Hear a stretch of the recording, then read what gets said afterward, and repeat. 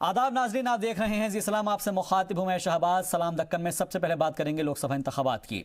दरअसल मुल्क की सबसे अहम सीट बनारस से वज़ीर-ए-आज़म मोदी के खिलाफ दक्कन किसानों ने इंतखाब लड़ने का ऐलान कर दिया है। पहले से ही खबर आ रही थी कि तमिलनाडु और तेलंगाना के किसान वज़ीर-ए-आज़म मोदी के खिलाफ कई जो किसान हैं वो मैदान में उतर सकते हैं, लेकिन आज तेलंगाना के निजामाबाद से किसानों का एक ग्रुप बनारस के लिए रवाना भी हो गया है। अपोजिशन के बिखराव की वजह से पीएम मोदी का रास्ता तकरीबन साफ होता नजर आ रहा है। हालांकि बर्खास्त फौज के बाद अब किसान भी वजीर आजम के खिलाफ आवाज़ बुलंद करने लगे हैं। मोदी हुकूमत की पॉलिसी से नाराज रियासत के तकरीबन 50 किसान बनारस से पर्चा दाखिल कर सकते हैं, जो कि इलेक्शन कमीशन के लिए नई मुसीबत बन सकता है। मसाइल को नज़रअंदाज करने का इल्ज़ाम लगाते हुए ये किसान बोर्ड के तश्कील की मांग करता रहा है। वाज़ेह रहे कि बनारस में पीएम मोदी बीजेपी के उम्मीदवार हैं और यहां पर 19 मई को वोटिंग होनी है। दो तस्वीर आप देख पा रहे हैं। एक तरफ ये वो तस्वीर है जब वज़ीर आज़म नरेंद्र मोदी ने अपना नॉमिनेशन फाइल किया, और दूसरी तस्वीर उन किसानों की है जो कि वज़ीर आज़म के खिलाफ बनारस से इंतखाब में उतरने की तैयारी में आज पहुंच रहे हैं बनारस। और अब ये देखना अहम होगा कि इलेक्शन कमीशन इसको किस लिहाज से लेता है, क्योंकि जाहिर तौर पर कई सारे कैंडिडेट्स हो जाएंगे। इससे पहले अभी तक की अगर बात करें तो तकरीबन 13 कैंडिडेट्स उतर चुके हैं मैदान में, और आज अगर पीएम की बात करें तो पीएम को मिलाकर तकरीबन 14 कैंडिडेट्स अब तक बनारस से खड़े हो चुके हैं। लेकिन सवाल ये उठता है कि जो कर्नाटक और तमिलनाडु के जो किसान हैं वो आज हुंकार भरते हुए जब निकले हैं तो बनारस पहुंचेंगे और वहां पर अपना पर्चा दाखिल करेंगे, नामांकन करेंगे और वज़ीर आज़म के खिलाफ चुनाव में खड़े होंगे, क्योंकि हिंदुस्तान के आइन के मुताबिक कोई भी चुनाव लड़ सकता है। लेकिन सवाल यही है कि क्या इस तरीके से दबाव बनाकर अपना मसला हल कराया जा सकता है। ये भी देखना बेहद दिलचस्प होगा, क्योंकि इस वक्त मुल्क की सबसे अहम सीट बनारस बताई जा रही है, जहाँ से वज़ीर आज़म नरेंद्र मोदी लोकसभा के लिए मैदान में खड़े हैं। क्योंकि पहले ये खबर आई थी कि तमिलनाडु और तेलंगाना के किसान वज़ीर आज़म मोदी के खिलाफ मैदान में उतर सकते हैं, लेकिन अब इस खबर पर एक तरीके से मोहर लग चुकी है और ये किसान वहां से रवाना हो चुके हैं। क्योंकि अजीम इत्तेहाद की बात निकलकर सामने आई थी, उसमें यह कहा गया था कि कहीं ना कहीं अगर अजीम इत्तेहाद बनता है तो इन लोगों की तरफ से सपोर्ट उनको होगा।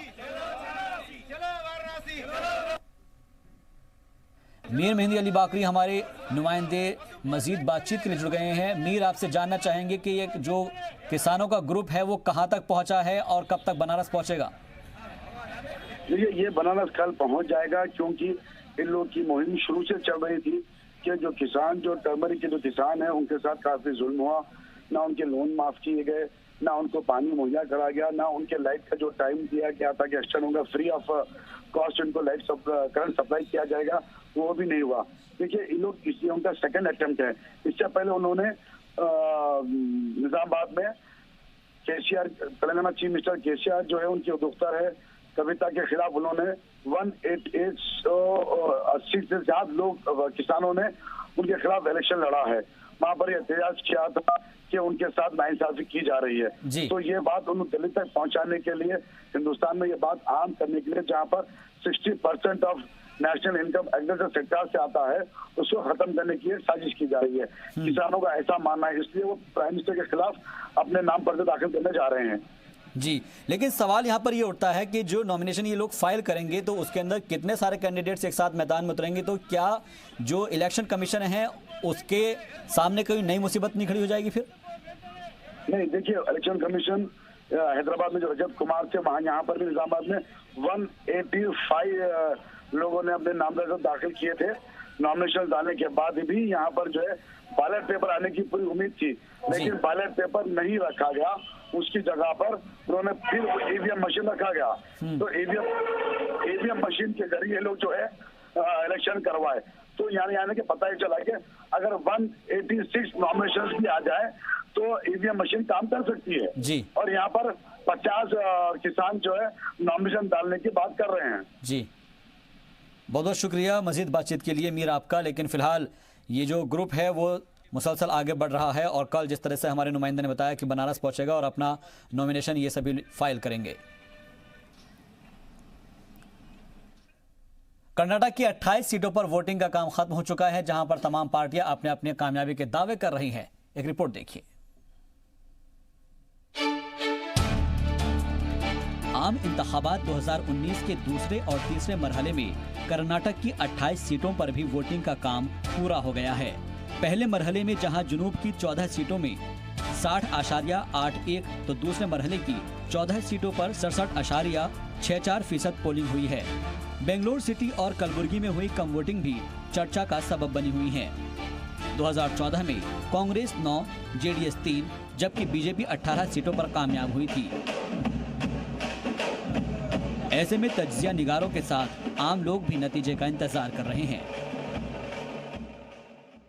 इस बार के इंतखाबात में पिछले इंतखाबात से ज़्यादा वोटिंग हुई है, लेकिन एवरेज अगर देखेंगे तो 69% आए हुए हैं फर्स्ट फेज़ और सेकंड फेज़। मालूम ये हुआ कि पिछले इलेक्शन से बीजेपी 2-4 सीट आगे आएगी।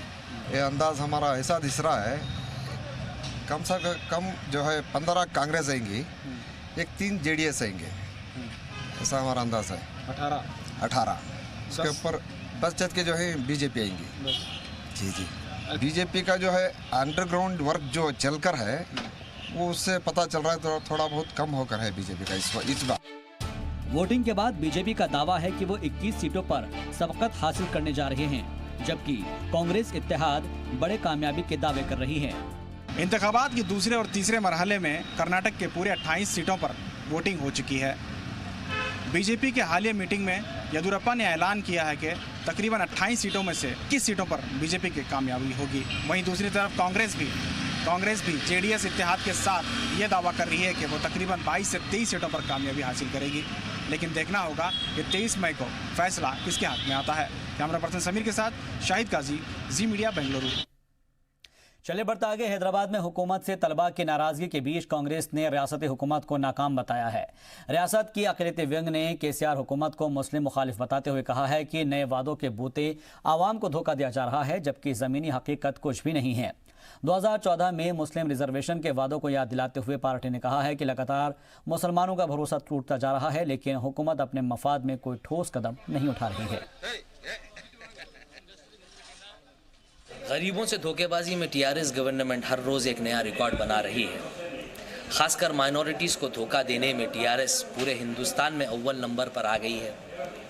2014 के इलेक्शन में मुसलमानों को जॉब और एजुकेशन में 12% रिजर्वेशन का एक झूठा वादा किया गया था। 5 साल तक ड्रामेबाजी की गई, लेकिन वादे पूरे नहीं किए गए। सितंबर 2018 में वक्त से पहले असेंबली डिसॉल्व करके इलेक्शन करवाए गए। पुराने वादों को भुलाकर फिर नए वादे किए गए। गरीब आवाम एक बार फिर धोखे का शिकार हुई। लेकिन टर्म के आज 4 महीने और 12 दिन यानी 133 डेज कंप्लीट हो गए, लेकिन अब तक आवाम से किए गए 4 वादे भी उन्होंने पूरे नहीं किए। कर्नाटक के करवार इलाके के समंदर में वारशिप आईएनएस पर यकायक आग लग गई, जिससे वहां पर खलबली मच गई। एक रिपोर्ट देखिए।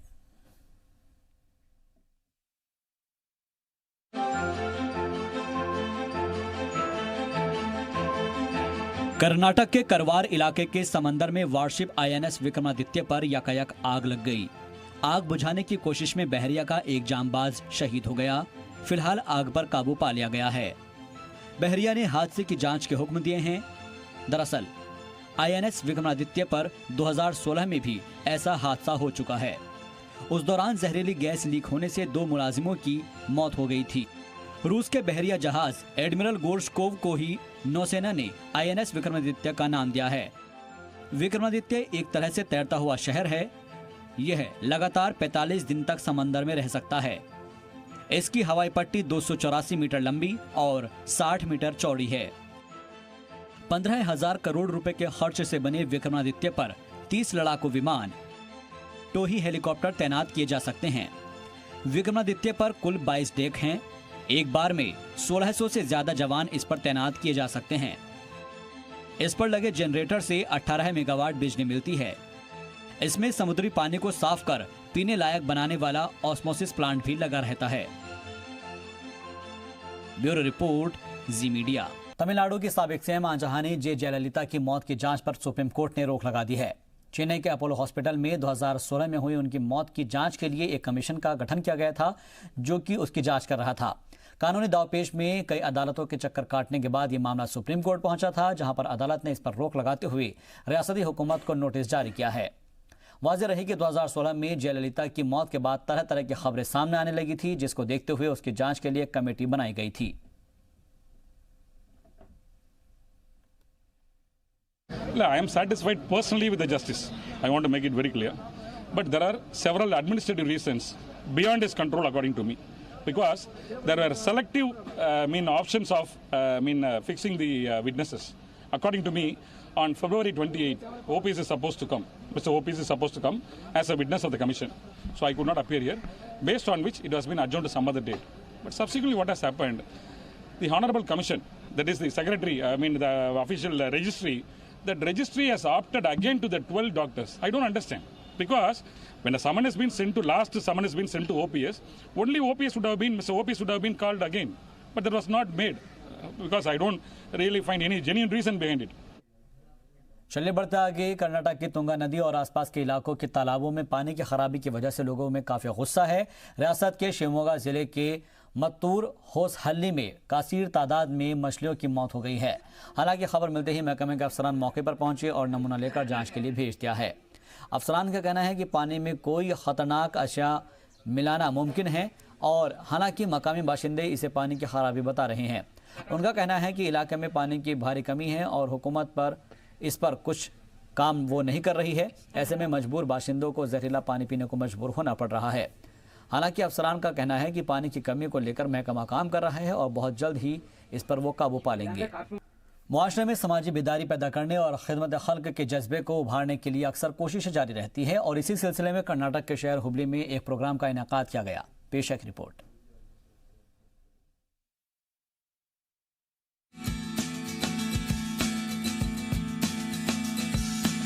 कर्नाटक के शुमाली शहर हुबली में मदनी कॉलोनी के मकीनों की जानिब से मेट्रो पुलिस में यकरोजा सेमिनार का इनेकाद किया गया, जिसमें उलेमाए कराम और सामाजिक कारकुनान ने शिरकत की। इस प्रोग्राम का मकसद नौजवान नस्ल में खिदमत खल्क का जज्बा पैदा करना था। इसी मौजू पर मुख्तलिफ मकाले भी पेश किए गए। बिलो पॉवर्टी लाइन के ऐसे काफ़ी सारे लोग देखने में मिलते हैं जिन्हें नज़रअंदाज किया गया है।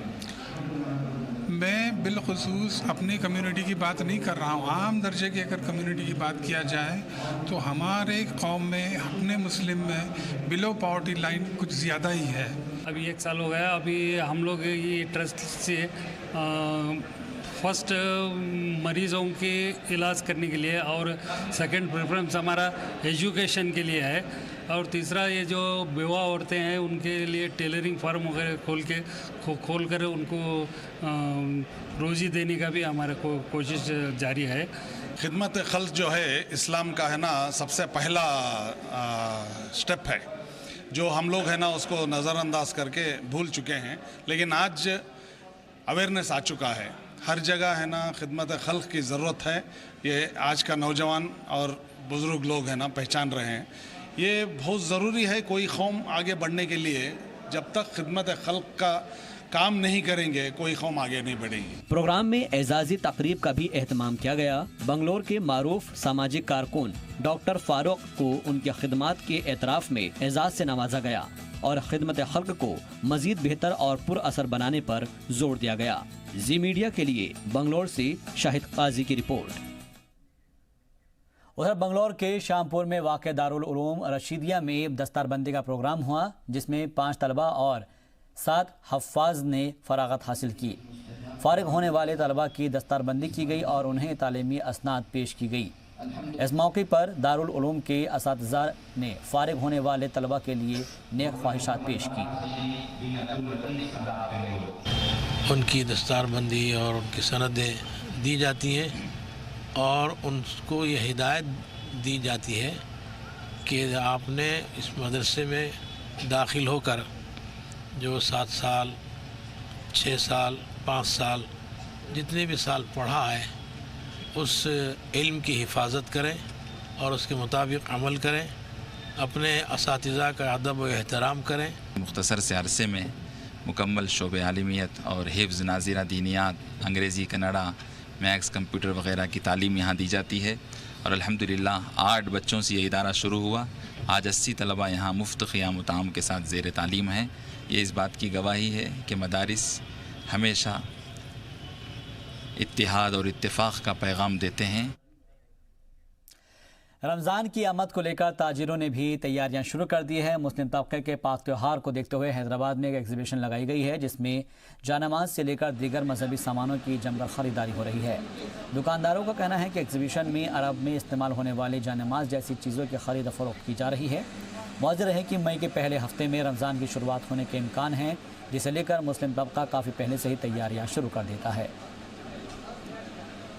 जैसा कि आप जानते हैं रमज़ान की आमद है और शायद ही मेरे ख्याल से 15 दिन के बाद रमज़ान चालू हो जाएगा।